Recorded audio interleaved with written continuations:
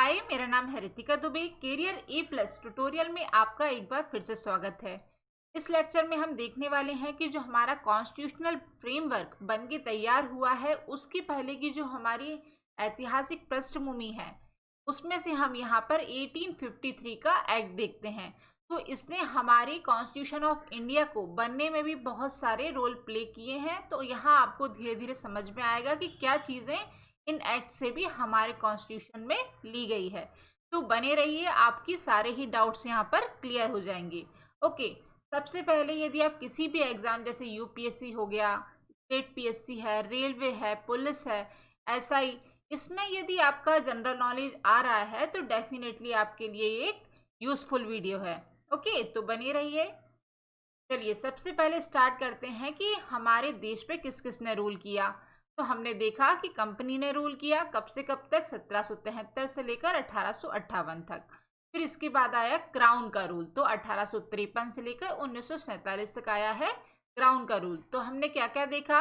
Regulating act देखा, 1781 का amendment act देखा, 1786 का एक्ट देखा, 1793 का। फिर ये जो चार्टर एक्ट आए हैं, पिट्स इंडिया एक्ट आए हैं, तो ये सब मैंने आपको कवर करवा दिए हैं। अभी हमारी इस श्रृंखला में सबसे लास्ट वाला लेक्चर है, इसका नाम है 1853 का एक्ट। तो हम ये देखते हैं कि ये कैसे आया था, इसके बाद इसमें क्या क्या मेजर चेंजेस किए गए हैं।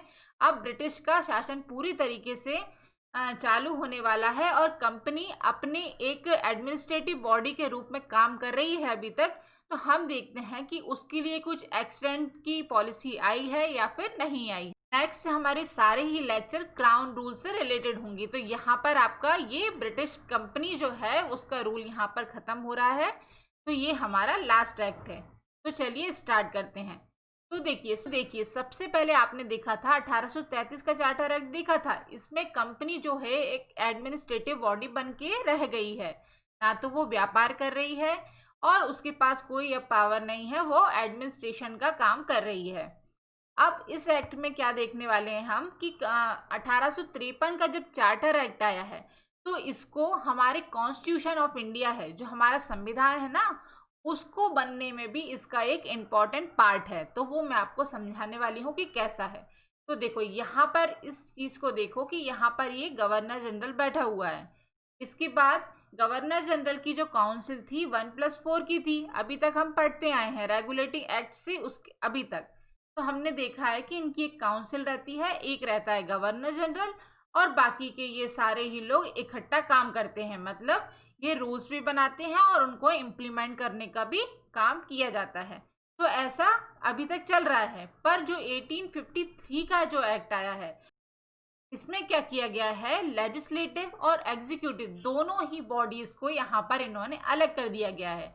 एग्जीक्यूटिव क्या होते हैं, तो किसी भी कानून को इम्प्लीमेंट करवाने वाले, और लेजिस्लेटिव क्या होते हैं, तो किसी भी कानून को बनाने वाले। अब देखो साधारण शब्दों में समझो, जैसे अभी कोरोना काल चल रहा है, तो इसमें क्या है कि जैसे मास्क लगाना कंपलसरी कर दिया है, तो किसने किया है, लेजिस्लेटिव बॉडी ने। अब इन्होंने कहा है कि एग्जीक्यूटिव बॉडी जो है वो इसको एग्जीक्यूट करवाने का काम करेगी। तो नेता या मंत्री जो हैं वही रहते हैं एग्जीक्यूटिव काउंसिल में भी, पर वो खुद तो प्रत्यक्ष रूप से नहीं कर सकते। इसके लिए वो लोग है ना अधिकारियों का सहारा लेते हैं, पुलिस का सहारा लेते हैं कि आप इसको इम्प्लीमेंट कराओ। और यदि कोई इसको नहीं मानता है तो हमारे यहाँ न्यायपालिका की भी व्यवस्था है। तो वैसे ही कुछ व्यवस्था 1853 का जो एक्ट है, चार्टर एक्ट, उस समय चालू की गई थी कि मतलब लेजिस्लेटिव बॉडी अलग होगी, एग्जीक्यूटिव बॉडी अलग होगी। तो ये काम करेंगे हमारे कानून बनाने का, किसी भी कानून को बनाने का काम करेगी हमारी लेजिस्लेटिव बॉडी, और एग्जीक्यूटिव उस कानून को इम्प्लीमेंट करवाने का काम करेगी। तो ये 1853 के एक्ट के तहत ये प्रावधान लाया गया था। तो यहाँ पर ये क्लियर हो गया ना कि विधायिका क्या काम करती है, कार्यपालिका क्या काम करती है, और न्यायपालिका क्या काम करती है। मतलब यदि इन लोगों की बातों को किसी ने नहीं माना है तो उसको न्यायपालिका देखती है। न्यायपालिका क्या देखती है कि आपने उस काम को अच्छे से इम्प्लीमेंट किया है कि नहीं। मतलब कोई यदि उस चीज का उल्लंघन कर रहा है, पैसे नहीं दे रहा है या फिर मास्क नहीं लगा रहा है, तो उससे उनको सजा देने का भी प्रावधान हमारे यहाँ संविधान में है। तो ये सेम चीज यहाँ पर पहले के समय में इम्प्लीमेंट की गई थी। ओके, अभी देखो, अब नेक्स्ट आता है कि ये जो एग्जीक्यूटिव काउंसिल तो बैठ गई, इन्होंने लेजिस्लेटिव और एग्जीक्यूटिव दोनों को यहाँ पर डिवाइड भी कर दिया, पर इन्होंने यहाँ पर 6 मेंबर्स को और चुना है। इसके लिए कानून को बनाने के लिए, विधेयक को, कोई भी विधेयक होता है ना, कानून होता है, तो उसको बनाने के लिए यहाँ पर इन्होंने 6 लोगों को, 6 मेंबर्स को और नियुक्त किया है। तो कौन है ये हम आगे चल के देखने वाले हैं। ये जो 6 मेंबर्स की जो काउंसिल है, इसको इंडिया सेंट्रल लेजिस्लेटिव काउंसिल कहा गया है। ओके, इसके जो सदस्य हैं, मतलब ये जो हैं, इनको क्या कहा गया है कि ये जो हैं वो पार्षद हैं। ये हैं पार्षद और इनको विधान पार्षद यहाँ पर इन्होंने कहा गया है। ये एक मिनी पार्लियामेंट की तरह काम कर रही है। ये एक मिनी पार्लियामेंट की तरह काम कर रही है। जैसे हमारी पार्लियामेंट होती है ना, कि हमारी लोकसभा है, राज्यसभा है और राष्ट्रपति है, इसके 3 अंग होते हैं। तो सेम सेम ऐसे ही ये काम कर रही है। मतलब आप समझो कि ये हो गए राष्ट्रपति, ये हो गई लोकसभा और ये राज्यसभा हो गई। तो कोई भी विधेयक कोई दोनों ही सदन में आ सकता है, लोकसभा में भी आ सकता है और राज्यसभा में भी आ सकता है। फिर यहाँ दोनों के ही सिग्नेचर होने के बाद इनके पास भेजा जाएगा और उसको इम्प्लीमेंट करवाने का काम अब किया जाएगा। तो यहाँ पर ये क्लियर हो गया। इनको कहा जा रहा है विधान पार्षद, 6 सदस्यों को जोड़ा गया है और लेजिस्लेटिव बॉडी और एग्जीक्यूटिव बॉडी दोनों को ही अलग कर दिया गया है। अब नेक्स्ट चलते हैं। 1853 का जो एक्ट है, उसमें यहाँ पर हमने देखा कि मैंने आपको बताया कि 6 लोगों को यहाँ पर इन्होंने और जोड़ा है। तो ये कौन है? तो इनको, एक को बंगाल से, मद्रास से, बॉम्बे से और आगरा से जोड़ा है। तो आप सोचेंगे कि इनको क्यों जोड़ा गया है, पहले काम नहीं चल रहा था क्या? तो इनका मतलब है कि स्थानीय प्रतिनिधित्व को चालू करना है। पहले अभी तक कोई भी स्थानीय प्रतिनिधित्व नहीं था, तो 4 मेंबर्स को यहाँ पर जोड़ा गया है स्थानीय प्रतिनिधित्व के लिए, और 2 जो मेंबर्स हैं वो गवर्नर जनरल अपनी मर्जी से चुन के लाएंगे। यहाँ पर क्लियर। इसके बाद देखो, 1853 का जो एक्ट आया है, चार्टर एक्ट, इसमें क्या हुआ है कि बोर्ड ऑफ डायरेक्टर जो हैं, बोर्ड ऑफ डायरेक्टर जो थे ना, तो उसकी संख्या यहाँ इन्होंने 18 से घटाकर 12 कर दी गई है। मतलब इनके मेंबर्स कम कर दिए गए हैं और 6 सदस्यों को और सेलेक्ट किया है। जैसा कि हमने पीछे देखा है कि 6 सदस्यों को सेलेक्ट किया है, और कौन सेलेक्ट कर रहा है उनको? ब्रिटिश गवर्नमेंट कर रही है।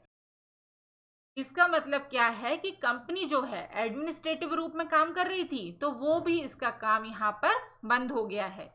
इसके बाद यदि हम इसकी बात करें कि इनको रिक्रूट कौन कर रहा है, तो मैंने आपको बताया कि ब्रिटिश गवर्नमेंट कर रही है, ना कि board of directors. Board of directors का अब पूरे तरीके से कंट्रोल यहाँ पर खत्म हो चुका है।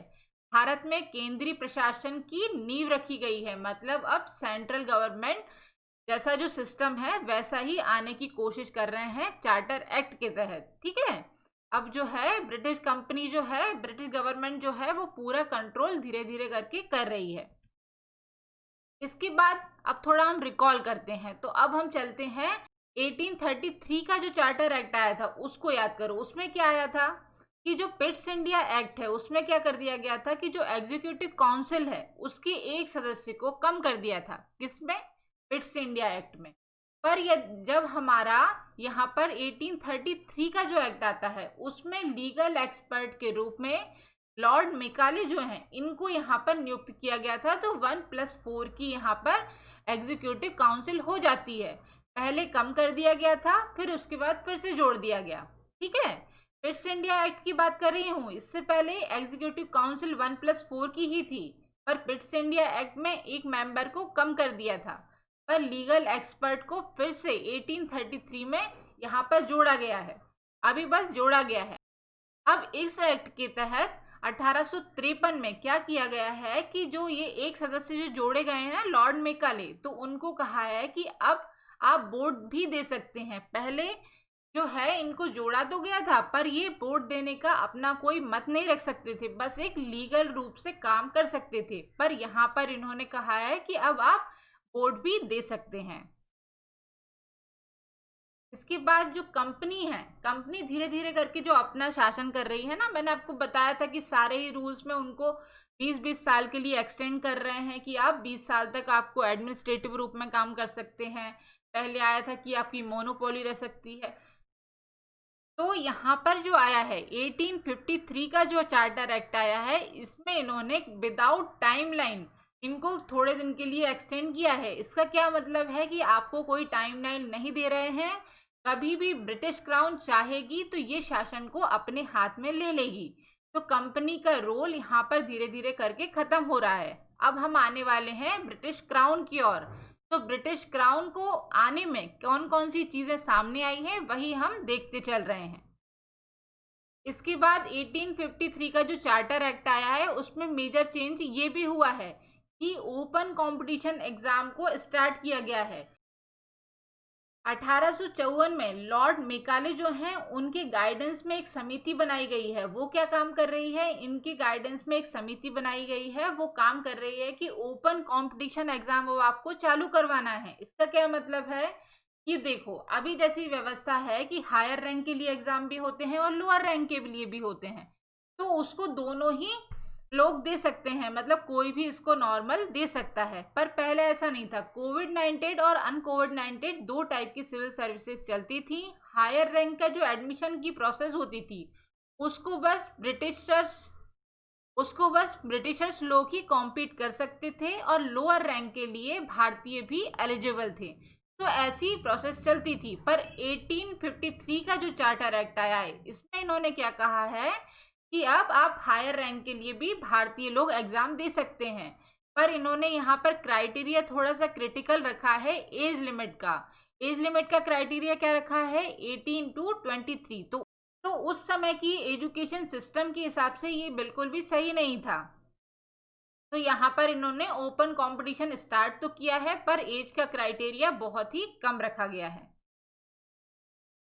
तो यहाँ पर आपको क्लियर हो गया होगा, मैंने आपको बताया कि यहाँ पर मिनी पार्लियामेंट बन के तैयार हो गई है। ब्रिटिश जो है अपना रूल पूरी तरीके से करना चाह रहे हैं, कंपनी को साइडलाइन किया जा रहा है, ओपन कंपटीशन एग्जाम को चालू किया गया है और कंपनी विदाउट किसी एक्सटेंशन की, कंपनी को यहाँ पर कोई भी टाइमलाइन नहीं दी गई है। कभी भी ब्रिटिश क्राउन जो है वो कंपनी को टाटा बाय बाय कर सकता है। ठीक है, यहाँ पर हमने सारा कुछ देख लिया। अब मैंने वही चीज़ें यहाँ पर नोट्स के फॉर्म में लिख दी हैं, चाहे तो आप इसको पॉज करके देख लें या फिर आपको इसकी पीडीएफ भी मिल जाएगी, तो इसको आप पॉज करके लिख सकते हैं पूरा। तो इसमें क्या है कि सेलेक्टेड कमेटी की जो रिपोर्ट है उसके आधार पर भारतीयों की प्रतिनिधित्व को शामिल किया गया था। संवैधानिक दृष्टि के लिहाज से ये एक बहुत ही महत्वपूर्ण एक्ट है। इसके बाद बोर्ड ऑफ डायरेक्टर की संख्या यहाँ पर 24 से घटाकर 18 कर दी गई है। 6 मेंबर जो हैं वो ब्रिटिश सम्राट के द्वारा मनोनीत किए जाने का प्रावधान है। ये सब हमने देख लिया है। इसके बाद विधि सलाहकार जो हैं लॉर्ड मेकाले, उनको भी वोट देने का अधिकार दे दिया गया है। विधायी और प्रशासनिक कार्यों को अलग कर दिया गया है। विधान परिषद का निर्माण किया गया है और उनको 6 पार्षद को यहाँ पर जोड़ा गया है। स्थानीय प्रतिनिधित्व को बढ़ावा दिया गया है। इसके बाद केंद्रीय प्रशासन की यहाँ पर नींव रखी गई है 1853 के एक्ट में। इसके बाद इन्होंने गवर्नर जनरल जो हैं उनको बंगाल के शासन से मुक्त कर दिया गया है। मतलब आप इंडिपेंडेंट रूप से पूरे भारत पर शासन करिए, आपको बस बंगाल तक सीमित रहने की जरूरत नहीं है।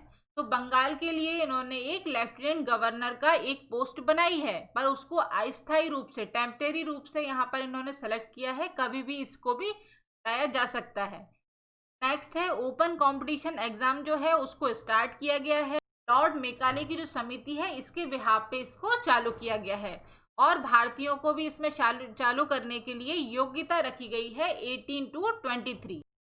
तो मेरे हिसाब से आपको यहाँ पर क्लियर हो गया होगा कि ये चार्टर एक्ट क्या कहना चाहता है। ब्रिटिश क्राउन का शासन अब धीरे धीरे चालू होगा। तो नेक्स्ट जो है वो ब्रिटिश क्राउन की ही पहली नींव मैं आपको बताऊंगी। ओके,